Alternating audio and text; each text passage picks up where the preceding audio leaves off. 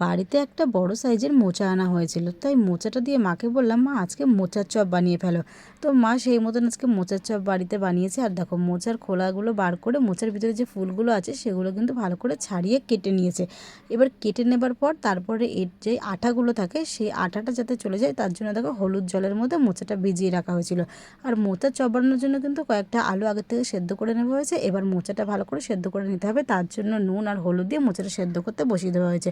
মোচাটা সেদ্ধ হয়ে গেছে, ততক্ষণে আলুর খোলাগুলো ছাড়িয়ে নেওয়া হয়েছে। মোচাটা সেদ্ধ হয়ে যাবার পর মোচাটা বাইন্ডিংয়ের জন্য এখানে দেওয়া হয়েছে যা যা মশলা, ভাজা মশলা, জিরের গুঁড়ো, নুন, হলুদ, গরম মশলার গুঁড়ো, আদার গুঁড়ো, কয়েকটা কুচনো কাঁচা লঙ্কার অল্প পরিমাণে চিনি দিয়ে কিন্তু ভালো করে আলুর সাথে মোচাটা মেখে নিয়েছে।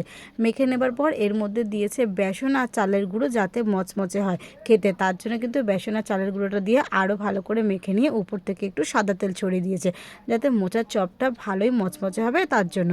এবারে দেখো একটা লম্বা লম্বা শেপ দিয়ে নিচ্ছে, তোমরা তোমাদের ইচ্ছা মতন শেপ দিতে পারো। সবগুলো শেপ দেওয়া হয়ে গেছে। এবারে বেড গ্রামসের মধ্যে কোট করে তারপরে ছাকা তেলে ভেজে নিলে কিন্তু রেডি হয়ে যাবে এরকম সুন্দর মচমচে মোচার চপ।